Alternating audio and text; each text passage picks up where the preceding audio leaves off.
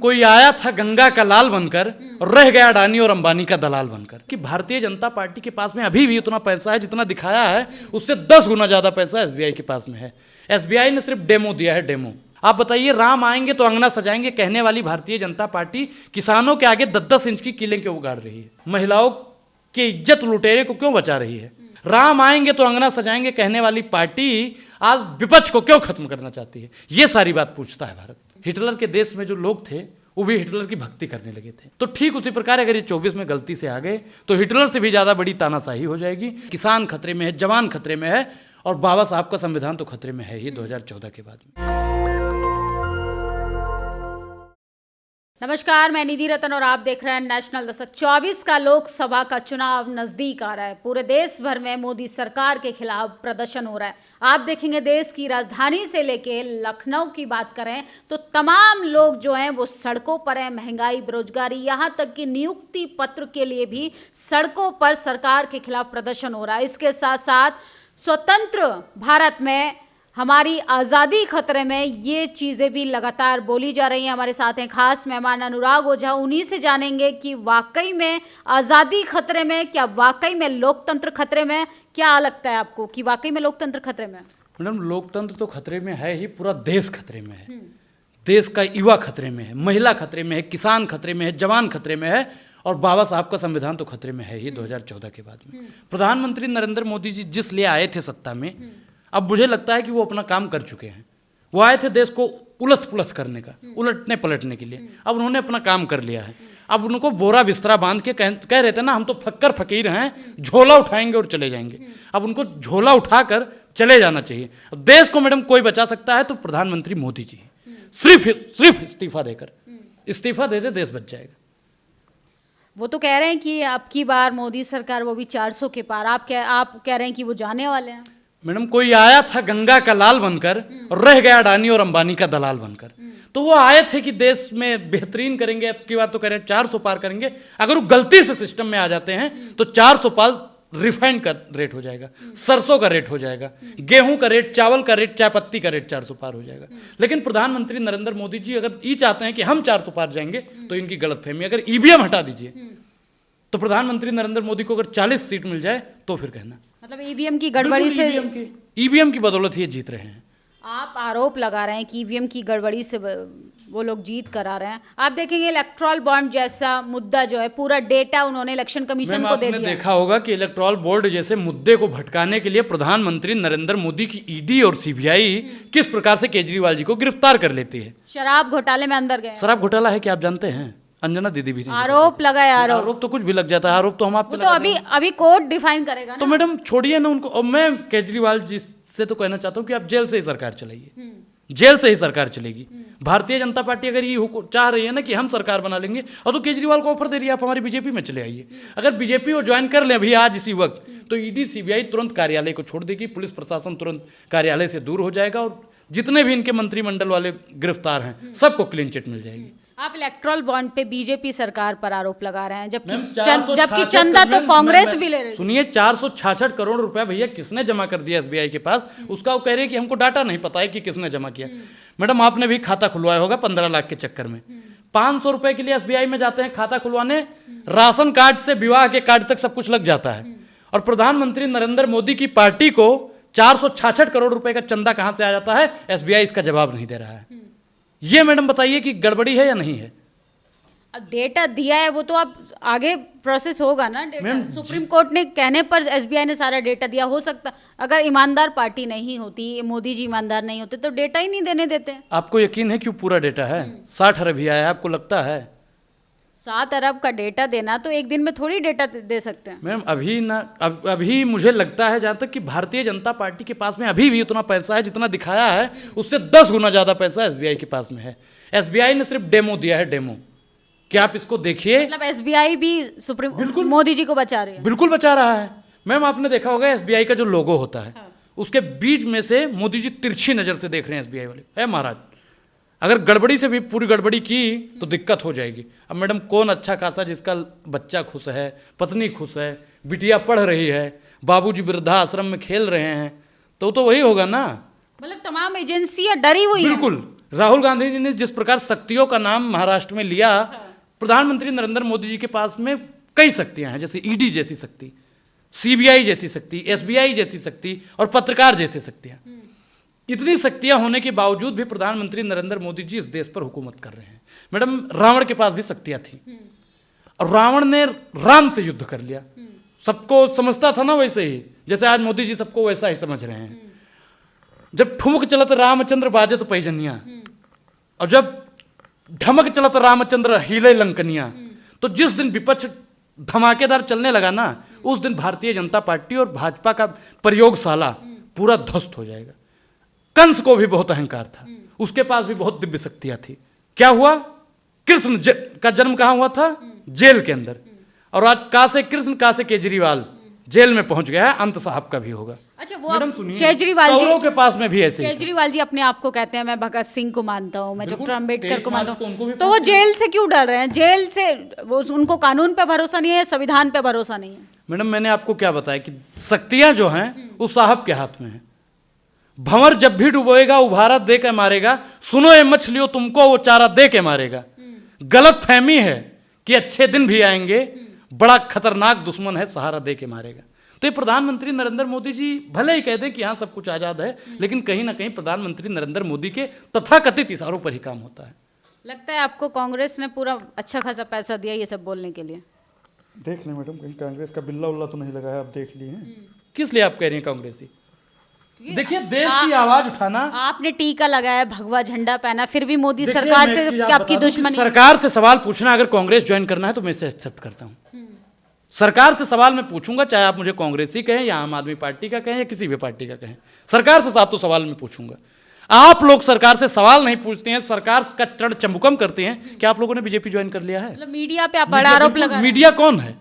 Media चंद पैसों के लिए अदाएं बदल रहा है सरकार के आगे। आपको याद होगा कि अटल बिहारी वाजपेयी जी ने कहा था कि मीडिया को स्वतंत्र होना चाहिए, पत्रकार को विपक्ष के साथ में खड़ा होना चाहिए। लेकिन जो आज का पत्रकार है उसके हाथ में माइक शोभा नहीं देता है, उसके हाथ में तो अगरबत्ती आ जानी चाहिए और धूप बत्ती आ जानी चाहिए। ओम जय ओम जय ओम जय ओम जय ओम जय ओम जय ओम जय मोदी जी का नारा लगा। टीवी अखबार भी बिक गया है। बिल्कुल, लश्कर भी तुम्हारा है, सरदार भी तुम्हारा है, तुम सच को झूठ लिख दो, अखबार भी तुम्हारा। इस दौर के फरियादी जाए तो कहां जाए? सरकार भी आपकी है, अदालत भी आपकी है। आपको मोदी जी से दिक्कत है कि बीजेपी से दिक्कत है?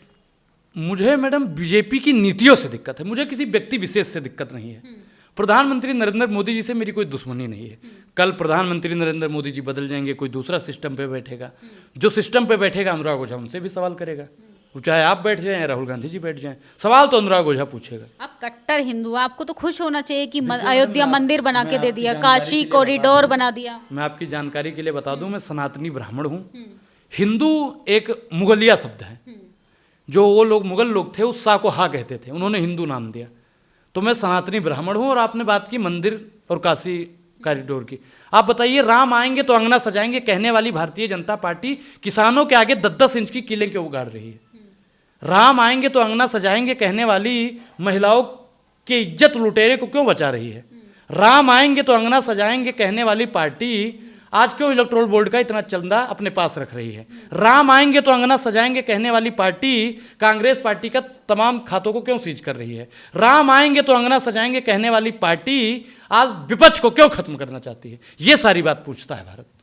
कहाँ विपक्ष को खत्म करिए? आप देखेंगे भारत जोड़ो यात्रा के बाद न्याय यात्रा राहुल गांधी। आम आदमी पार्टी को प्रधानमंत्री नरेंद्र मोदी जी ने पूर्ण रूप से खत्म कर दिया, कांग्रेस को भी 70% खत्म ही कर दिया, लेकिन कांग्रेस पार्टी को प्रधानमंत्री नरेंद्र मोदी जी कभी खत्म नहीं कर पाएंगे। इस देश से जब अंग्रेज कांग्रेस को नहीं खत्म कर पाए तो ये माफी वीर के वंशज मैडम नहीं खत्म कर पाएंगे। और रही बात खाता सीज करने की, आप कितना भी मोदी जी खाता सीज कर दीजिएगा, कितने लोगों को जेल मुकदमा कर दीजिएगा, आप हमको भी जेल में डाल दीजिएगा, नेशनल दस्तक को भी जेल में डाल दीजिएगा, इनका भी खाता सीज कर दीजिएगा, अनुराग ओझा का भी खाता सीज कर दीजिएगा, लेकिन राहुल गांधी जी ने जो लोगों के दिल में खाता खोलने का काम किया है उस खाते को मोदी जी कैसे बंद करेंगे? नफरत के बाजार में मोहब्बत की दुकान खोलने का काम किया है राहुल जी ने, उस नफरत के बाजार, मोहब्बत के बाजार में ताला लगाने का मोदी जी कैसे काम करेंगे? आप कह रहे हैं कि सरकार के पास एजेंसियां, ईडी उसके हाथ में, सीबीआई उसके हाथ में, मीडिया उसके हाथ में, तो राहुल गांधी जी की क्या तैयारी है 24 को लेकर? मैडम देखिए, जनता उनके साथ में है, कार्यकर्ता उनका मजबूत है, और चुनाव पैसों से नहीं जीता जाता है, मेरा मानना है। चुनाव जब जनता का समर्थन होता है, जनता उनके लिए रोडों पर उतर रही है, और राहुल जी 24 का चुनाव जरूर जीतेंगे। क्या है राहुल गांधी जी का आगे क्या विजन है, क्योंकि इतने सालों में जब वो प्रधानमंत्री नहीं बन पाए, 14 में नहीं बन पाए, 19 में नहीं बन पाए, तो क्या लगता है 24 में बन पाएंगे? देखिए, हर चीज का एक समय होता है। 3 बजे अगर सूर्यास्त हो जाए तो सभी प्राणियों को दिक्कत होगी। ठीक उसी प्रकार अगर वो 14 या 19 में बन जाते तो हो सकता था देश के लिए दिक्कत रही हो या कुछ अलग दिक्कत रही हो।